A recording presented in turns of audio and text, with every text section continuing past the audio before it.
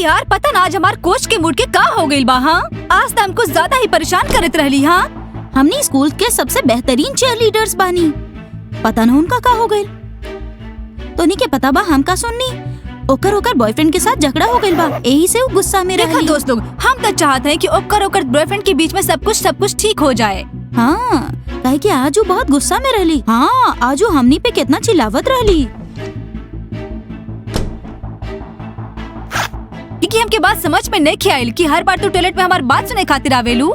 Gigi का तो के पता ना बा कि जब तक हम लोग टॉयलेट में रहेली तब तक केहू के भी आवे के जरूरत ना बा। बाहर जाए के रास्ता तो जाने लू और फिर तू चुगली करबू, है ना गिगी? गिगी का तो के अभी भी समझ में नहीं आयल। ना आयल। गिगी टॉयलेट से निकलत ही पता लग जाये तो के, समझ लू। और अगर हम ना जाए तो गिगी तू जाइबू। हम कहनी ना कि हम ना जाए। दोस्त लोग गिगी के बॉयफ्रेंड बन गइल बा, वो परफ्यूम यूज करे के शुरू कर देली। हम ध्यान दे रहल बाड़ी और तनी अकड़ भी आ गइल बा। हाँ काहे कि पात्रिक बना ओकरा बचावे के खातिर। सुना गिगी, हमरा से भिड़े की जरूरत नहीं खेबा, काहे कि हम तोहार खातिर बॉस हैं। हमार बॉयफ्रेंड बहुत ताकतवर बा और तोहार बास्केटबॉल प्लेयर। वाह गिगी, तोहार तो बहुत ही बदल गइल बा। हाँ गिगी हमार मूड मत बिगाड़ा, हमार मूड वैसे ही ठीक ना बा। सुना डायना, हमार मूड मत बिगाड़ा।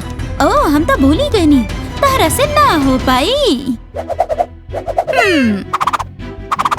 गिगी तू हमार नकल करे के बंद करा, समझ गइलू। हाँ डायना कब से तू हमरा के कॉपी कर रहल बाड़ी और बहुत हो गइल बा। दोस्तों का तू लोग सुन लू, वो हमरा से थक गइल बाड़ी। चला यहाँ से चलत हई।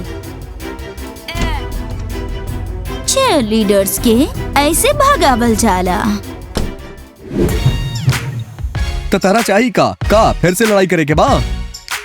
आराम से दोस्त लोग 2 दिन में कोच के जन्मदिन आवे वाला बा। हम पैसा इकट्ठा करके तोहफा खरीदा। तारा भी 1-1 हजार देवे के बा का? 1 मिनट हम उनके दे दे। कहाँ गइल हमार 1000 रुपया? हाँ इला। कोस्ता तो हर दिमाग तो ठीक बा, 1000 रुपया दा। कोस्ते आराम से हेलमेट तारा के ना बचा पाई। स्माइल नौटंकी कैल बंद करा, ना तो 1000 पड़ी और डायना के चुरावे के सजा अलग से। और इला 1000 रुपया और। सुना फुटबॉलर्स, अगर पैसा ना देबा तो हम कोच के का देब कि तू चिप्स खात रहला। और कोच हमरा के चिप्स खाए खातिर मना कइले हैं। ऊ तारा टीम से निकाल भी सकेले। ऐसन का तो चला हम भी कोच के बोल दे हाँ कि तू लोग लड़की लोग के साथ घूमत रहला और फिर ट्रेनिंग भी ठीक से ना कर पैला और गधा की तरह सोवत रहला। ठीक है तो फिर हम अपन पैसा से ही तोहफा खरीद ले और फिर तू लोग पछताई बा। ठीक बा बास्केटबॉल्स, तू लोग जा सकेला और हमके ट्रेनिंग करेदा, न तो हमनी से तोहफा लेके जाइबा। चला ब्रोज यहाँ से चलल जाए। वाओ! अरे ओ डरपोक बिल्ला लोग, अपन ट्रेनिंग करा। कोस्तिया हम ई लोग से नफरत करेली। तारा का लागेला कि हमके ई लोग अच्छा लागेले, स्कूल में ई लोग ना रहले तबे अच्छा रहे। दिमाग छोड़ा भी, चला हमनी अपन ट्रेनिंग कइल जाए। हाँ चला शुरू कइल जाए।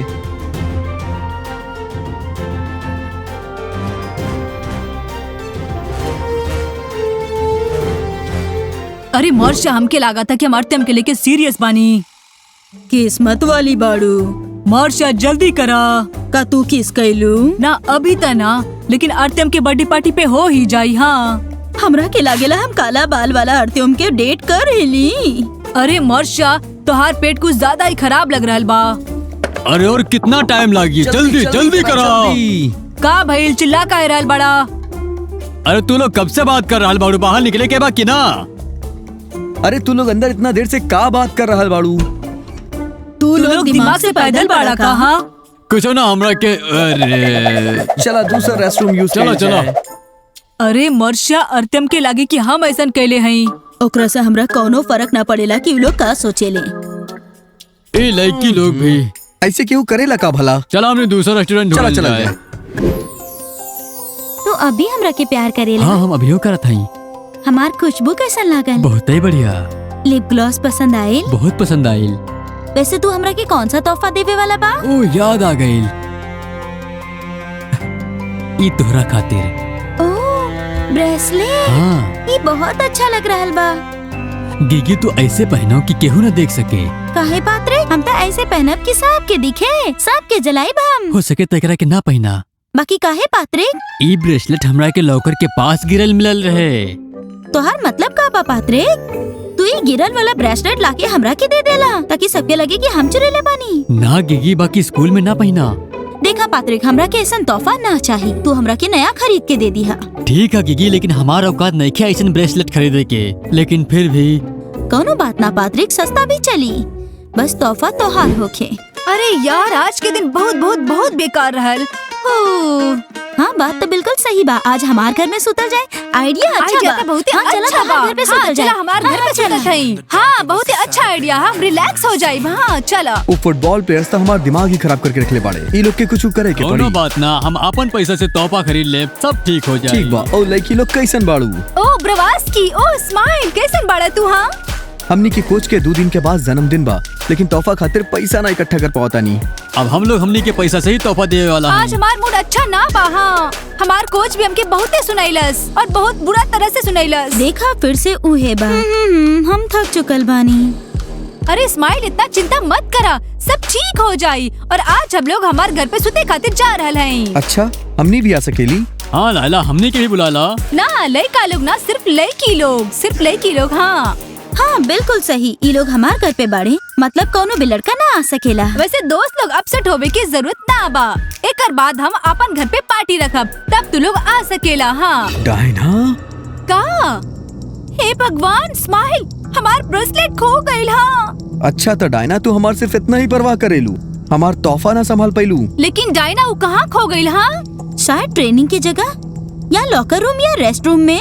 पता ना, लेकिन हाँ ढूंढने की पड़ी। हाँ चला चला, हाँ, रेस्ट रूम में चला। जाते हैं हम। हमने हाँ भी ठीक, ढूंढा हम यहाँ पे ढूंढा थे। हाँ चला चला, हाँ चला, ढूंढ ला। यहाँ पे ना आ जाए ना। देखा डायना, हमारे एगो तोहफा भी ना संभाल पाइल।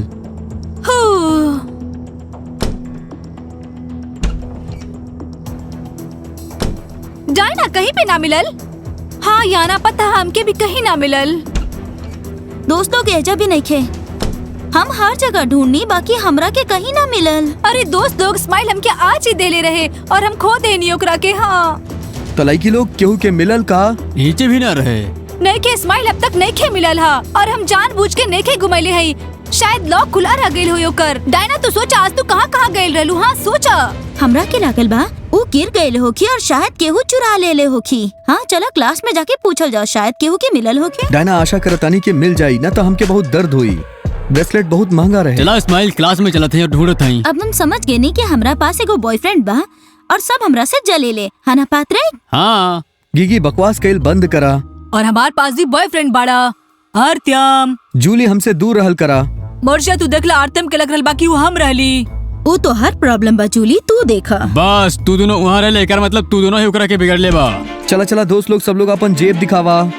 हाँ, और हमार ब्रेसलेट के ले ले बाड़ा, बतावा हमके। डायना के ब्रेसलेट गुम हो गइल बा, गुम ना खो गइल बा।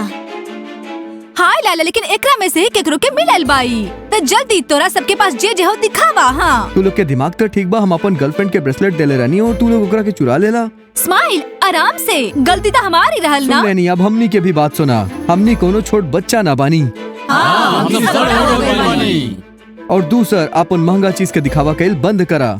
अच्छा भइल कोचते, हमनी कोच के जन्मदिन खातिर एकरा पैसा ना देनी। टॉपिक बदले की जरूरत नहीं के बा, हमार ब्रेसलेट खो गइल बा। और वो ओकरा के ढूंढे चाहली, जौन अभी तक ना मिलल, जे यहाँ के हो एक के पास बा।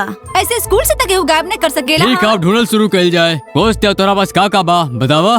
का? हम जानत है वो ब्रेसलेट गिगी के पास बा। कहा पात्रिक, लेकिन वो ब्रेसलेट तो तू दे ले रहला और कहला कि तोरा स्कूल में पढ़ल मिलल रहे। अरे गिगी, तू कितना झूठ बोलेलू, वो ब्रेसलेट तो तुहार रहे।